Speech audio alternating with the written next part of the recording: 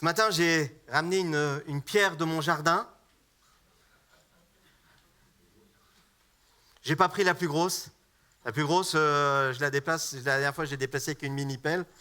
J'ai pris une que je pouvais amener ici. Et vous allez voir pourquoi. Parce que je ressens dans mon cœur que ce que je vais vous partager, c'est quelque chose de prophétique aussi pour l'Assemblée ce matin. On va lire d'abord dans Genèse 28, au verset 10. Genèse 28, au verset 10. Jacob partit à Beersheba et s'en alla à Charan. Il arriva dans un lieu où il passa la nuit, car le soleil était couché. Il prit une pierre dont il fit son chevet, et il se coucha dans ce lieu-là. Il eut un songe, et voici, une échelle était appuyée sur la terre, et son sommet touchait le ciel. Et voici, les anges de Dieu montaient et descendaient par cette échelle. Et voici, l'Éternel se tenait au-dessus d'elle, et il dit, « Je suis l'Éternel, le Dieu d'Abraham, ton père, et le Dieu d'Isaac. La terre sur laquelle tu es couché, je la donnerai à toi et à ta postérité. Ta postérité sera comme la poussière de la terre. Tu étendras à l'Occident et à l'Orient, au septentrion et au Midi, et toutes les familles de la terre seront bénies en toi et en ta postérité. Voici, je suis avec toi, je te garderai partout où tu iras. Je te ramènerai dans ce pays, car je ne t'abandonnerai point, que je n'ai exaucé ce que je te dis. » Jacob s'éveilla de son sommeil et il dit, « Certainement, l'Éternel était en ce lieu et moi, je ne le savais pas. J'ai eu peur et dit que ce lieu est redoutable. C'est ici la maison de Dieu, c'est ici la porte des cieux. » Et Jacob se leva de bon matin. Il prit la pierre dont il avait fait son chevet, il la dressa pour monument et il versa de l'huile sur son sommet. Il donna à ce lieu le nom de Béthel, mais la ville s'appelait auparavant Luz. Jacob fit un vœu en disant, « Si Dieu est avec moi et me garde pendant ce voyage que je fais, s'il me donne du pain à manger et des habits pour me vêtir, et si je retourne en paix à la maison de mon père, alors l'Éternel sera mon Dieu. Cette pierre que j'ai dressée pour monument sera la maison de Dieu, et je te donnerai la dîme de tout ce que tu me donneras. » Voilà un texte riche où on voit vraiment des paroles, des débuts Genèse se confirmer à ce moment-là. Genèse 12, 2 nous dit aussi à Abraham, « Je te donnerai à une postérité. » Et là, Dieu le rappelle à Jacob. Souvent, dans ce texte, on a une approche extraordinaire sur ce qu'il y a de prodigieux, sur la vision. Et on met l'accent sur le songe, sur cette échelle, sur le ciel qui est ouvert. Et je l'ai dit dimanche dernier, quand le ciel est ouvert, le ciel est ouvert. Aujourd'hui, nous sommes encore dans cette phase où le ciel est ouvert, la grâce de Dieu est là pour tous ceux qui se tournent vers lui et qui l'acceptent comme Seigneur et Sauveur. Mais ce matin, il y a une dimension surnaturelle qui doit nous attirer. Pourtant, il y a des éléments dans ce passage qui attirent mon regard ce matin à vous partager. Ce que l'on doit retenir aujourd'hui par-dessus tout, c'est la pierre dont Jacob s'est servi de chevet pour la nuit. Alors je vous mets au défi de trouver du confort sur une pierre. Sur cette pierre. Et il verse de l'huile, même dessus, sans forcément mesurer toute la portée spirituelle de son geste. Aussi étrange que cela puisse paraître, cette pierre ordinaire est déjà l'annonce du Messie à venir. Je répète, cette pierre ordinaire est l'annonce du Messie à venir. Et de Moïse à Ésaïe, de Daniel à Zacharie, de Matthieu à Paul, cette pierre a traversé les Écritures.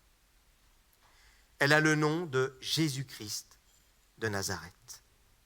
Elle est la pierre choisie, la pierre qui relie la terre au ciel, la pierre messianique, celle qui annonce le Messie, le Sauveur.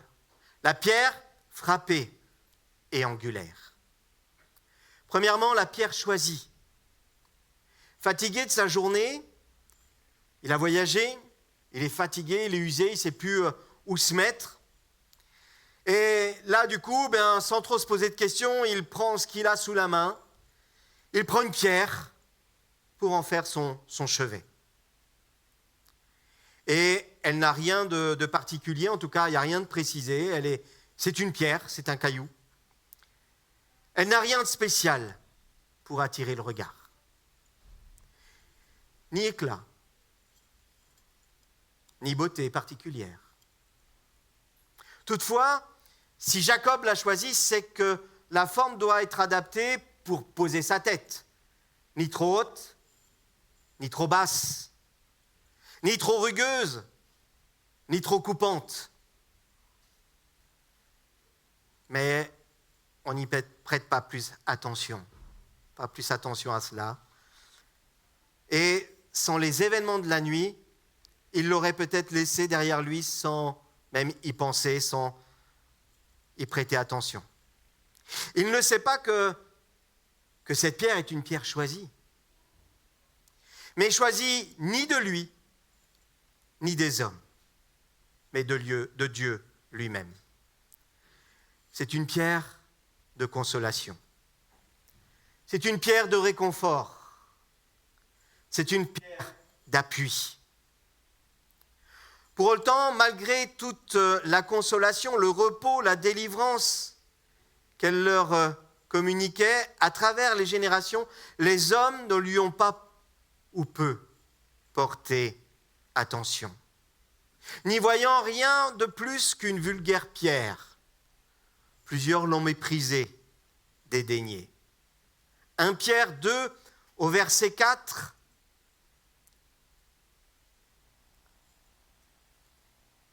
pierre vivante, rejetée par les hommes, mais choisie et précieuse devant Dieu. Approchez-vous de lui, pierre vivante, rejetée des hommes, mais choisie et précieuse devant Dieu. Quand je dis que tout cela, vous comprenez bien que ce n'est pas seulement une question d'un caillou, mais nos yeux doivent être éclairés par l'Esprit de Dieu, le Saint-Esprit, pour discerner déjà la véritable pierre. Celle qui fut choisie par Dieu lui-même. Celle qui fut rejetée, même par ceux qui bâtissent. Cette pierre, c'est notre Seigneur Jésus, notre Sauveur. Je voudrais nous inviter tous à ne pas la laisser, à ne pas laisser cette pierre de côté, à ne pas la dédaigner, mais comme Jacob, en faire un chevet.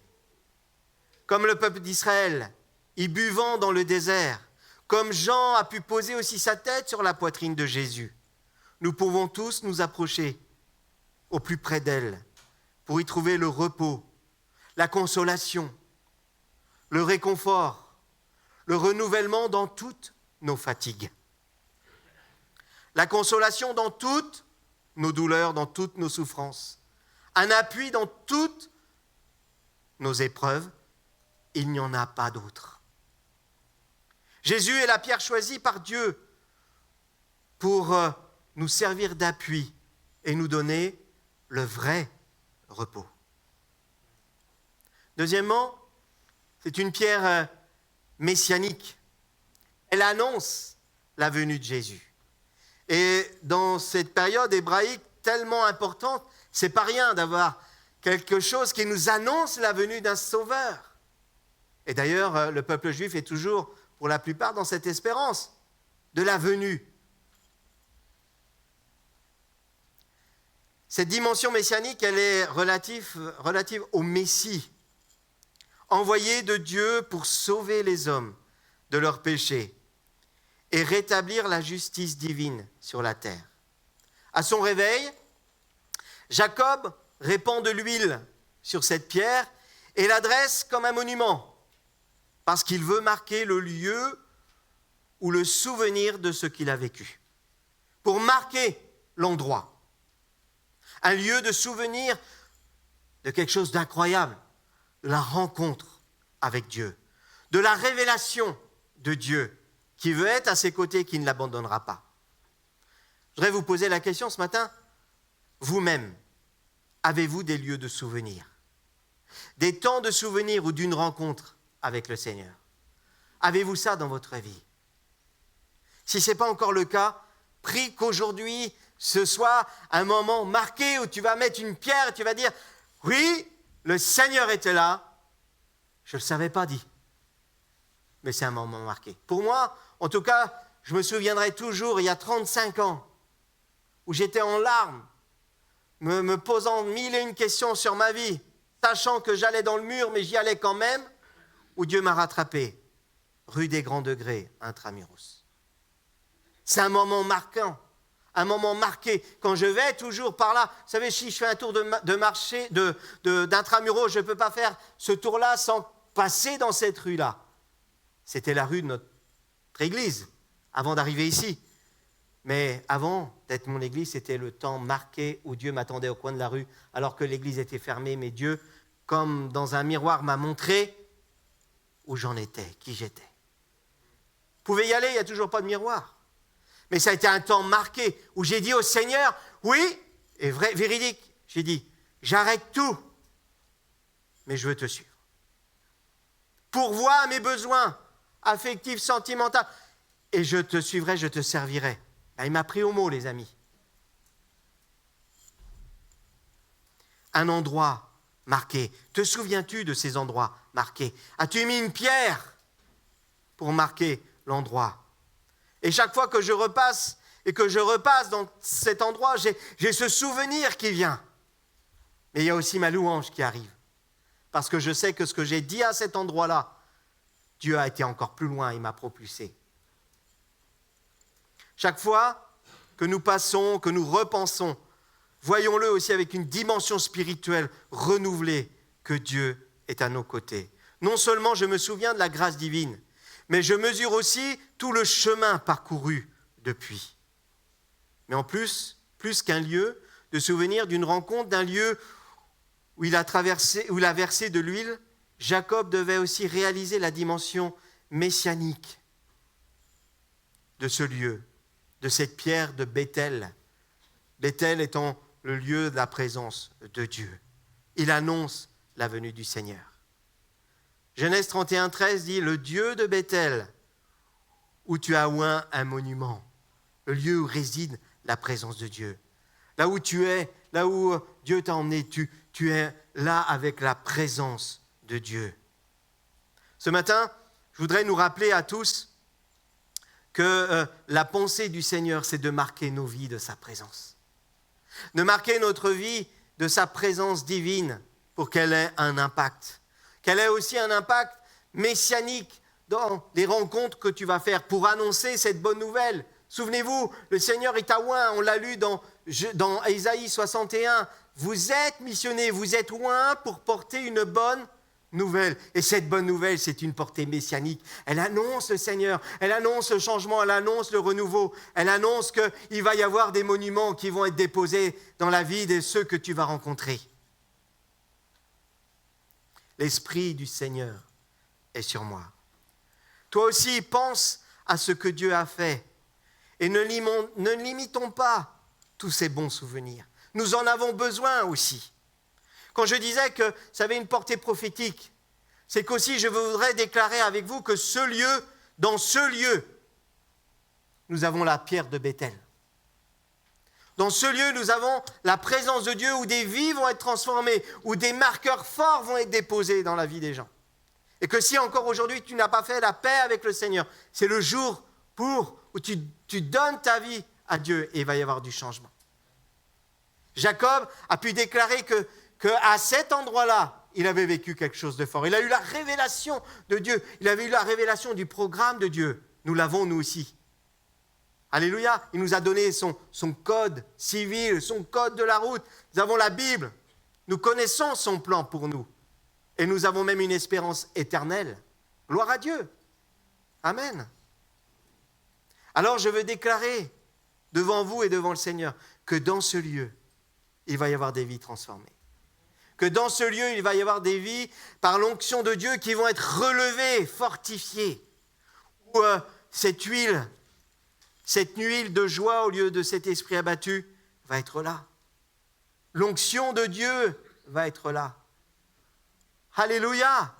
Comme Jacob, on va déclarer que dans ce lieu, les vies vont être transformées. Les guérisons vont être là. Il t'a oint pour un appel particulier. Il nous a oint pour une vie particulière. Vous êtes, vous le savez, des pierres vivantes. Alléluia! Est-ce que tu veux dire avec moi, je suis une pierre vivante? Parce qu'il m'a oint. C'est une huile de vie qu'il a mis en moi. Cette huile qui redonne la foi, qui donne l'espérance. Car Dieu ne t'a pas seulement visité, mais il t'a fait du bien. Alléluia! Vous savez, nous devons avoir un cœur complètement fortifié, renouvelé. Pourquoi? Parce qu'il t'a aimé. Parce qu'il t'aime. La bonne nouvelle, c'est ça, c'est qu'au centre, il y a l'amour. Si Dieu se révèle, c'est parce qu'il t'aime, parce que tu as de l'importance. Dieu t'aime, il a envoyé son Fils. Alléluia! Je voudrais te dire quelque chose ce matin. Écoutons avec attention quand on dit que Dieu t'aime, que Jésus t'aime. Jésus t'aime à en mourir. Est-ce qu'on réalise cette dimension? Pour que tu aies la vie. Pour que nous ayons la vie. Je voudrais terminer avec ce dernier passage d'Actes 4 au verset 11. Jésus est la pierre rejetée par vous qui bâtissez, mais qui est devenue la principale de l'angle. Il n'y a de salut en aucun autre. Car il n'y a sous le ciel aucun autre nom qui ait été donné parmi les hommes par lequel nous devions être sauvés. Alléluia! Ils l'ont dédaigné. Ils l'ont mis de côté. Et pour ceux qui l'ont accepté, ceux qui ont osé la regarder, ils sont devenus eux-mêmes pierres vivantes. Et lui, la pierre de l'angle. Amen. Et sur cette déclaration, nous voulons bâtir son Église. Amen.